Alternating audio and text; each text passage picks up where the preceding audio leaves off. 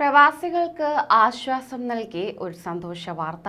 അന്താരാഷ്ട്ര സാമ്പത്തിക രംഗത്തെ വിവിധ കാരണങ്ങളാൽ റിയാലിന്റെ വിനിമയ നിരക്ക് ഉയരുന്നതിൽ എത്തിയിരിക്കുകയാണ്. ഇത് പ്രവാസികൾക്ക് സന്തോഷം നൽകുകയാണ്. തങ്ങൾ അയക്കുന്ന പണത്തിന് ഉയർന്ന മൂല്യം ലഭിക്കുന്നതാണ് പലർക്കും ആശ്വാസം പകർന്നത്. വിശദ വിവരങ്ങൾ ഇങ്ങനെ.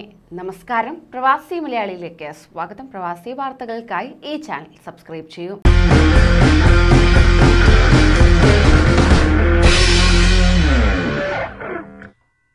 കഴിഞ്ഞ കുറച്ച് ദിവസങ്ങളിൽ ഒമാനിലെ വിനിമയ സ്ഥാപനങ്ങൾ നൽകിയിരുന്നത് ഒരു റിയാലിന് 195 രൂപയിൽ കൂടുതലാണ്.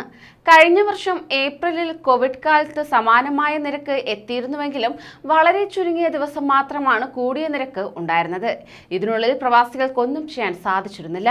എന്നാൽ നിലവിലെ അവസ്ഥയിൽ ഈ നിരക്കുകൾ തന്നെ തുടരാനാണ് സാധ്യതയെന്ന് സാമ്പത്തിക വിദഗ്ധർ ചൂണ്ടിക്കാണിക്കുന്നു. അതായത് നിലവിൽ അമേരിക്കൻ ഡോളർ മറ്റ് കറൻസികളെ അപേക്ഷിച്ച് ശക്തി പ്രാപിച്ചതും ഡോളർ ഇൻഡെക്സ് ഉയർന്നതുമാണ് വിനിമയ നിരക്ക് ഉയരാൻ കാരണമെന്ന് Al Jadeed exchange general manager Avinash Kumar വ്യക്തമാക്കി. എണ്ണവില ഉയർന്നതും വിനിമയ നിരക്കിന് കാരണമായതായി അദ്ദേഹം വ്യക്തമാക്കി.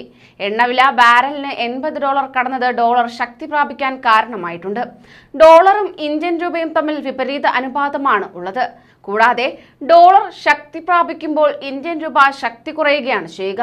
6 രാജ്യങ്ങളുടെ കറൻസികളെ അപേക്ഷിച്ച് ഡോളറിനുള്ള ശക്തിയാണ് ഡോളർ ഇൻഡെക്സ് എന്നത്. നിലവിൽ ഡോളർ ഇൻഡെക്സ് ഏറെ ഉയരത്തിലാണ് നിൽക്കുന്നത്. അതായത് ഡോളറിന്റെ ശക്തി 94% രേഖപ്പെടുത്തിയിട്ടുള്ളത്. അതോടൊപ്പം തന്നെ ലഭ്യമാകുന്ന വിവരം അനുസരിച്ച് euro 57.6%, Japanese N 13.6%, pound 11.9%, Canadian dollar 9.1%, Swedish currency 4.2%, Swiss Frank 3.6% എന്നിവയാണ് മറ്റു രാജ്യങ്ങളുടെ കറൻസിയുടെ ശക്തി. അമേരിക്കൻ ഡോളർ ശക്തമായതോടൊപ്പം ശ്രീലങ്ക, പാകിസ്ഥാൻ തുടങ്ങിയ രാജ്യങ്ങളുടെ കറൻസിയും ഏറെ ശക്തി കുറഞ്ഞിരിക്കുകയാണ്. ഇന്ത്യൻ കറൻസി ഇനിയും ശക്തി കുറയാനാണ് സാധ്യതയെന്ന് അവിനാഷ് കുമാർ പറഞ്ഞു. എന്തെങ്കിലും പ്രതിസന്ധി കാരണങ്ങളാൽ രൂപയുടെ ശക്തി വർദ്ധിച്ചാലും വിനിമയ നിരക്ക് വല്ലാതെ താഴേക്ക് പോകാൻ സാധ്യതയില്ലെന്നും അദ്ദേഹം പറഞ്ഞു. വിനിമയ നിരക്ക് റിയാലിന് 194 തുടങ്ങി 196 രൂപ എന്ന നിരക്കിൽ സ്ഥിരമായി നിൽക്കാനാണ് സാധ്യത. എന്നാൽ എണ്ണവില കുറയുന്നതടക്കമുള്ള ഘടകങ്ങൾ വിനിമയ നിരക്കിനെ ബാധിക്കും. വില ഇനിയും ഉയർന്നതോടെ ഉൽപാദനം വർദ്ധിപ്പിക്കാൻ എണ്ണ ഉൽപാദന രാജ്യങ്ങൾ തീരുമാനിക്കുകയാണെങ്കിൽ അത് വിനിമയ നിരക്കിനെ ബാധിക്കുകയും വിനിമയ നിരക്ക് കുറയാൻ കാരണമാകുകയും ചെയ്യും.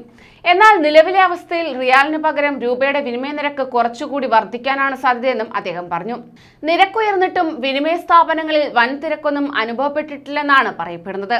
നല്ല തിരക്കിനായി കാത്തിരുന്ന ചിലർ ഒരു റിയാലിന് 195 രൂപ എന്ന നിരക്ക് കടന്നതോടെ പണം നാട്ടിലേക്ക് അയച്ചിട്ടുമുണ്ട്. കൂടുതൽ മെച്ചപ്പെട്ട നിരക്കിനായി കാത്തിരിക്കുന്നവരും ഏറെയാണ്.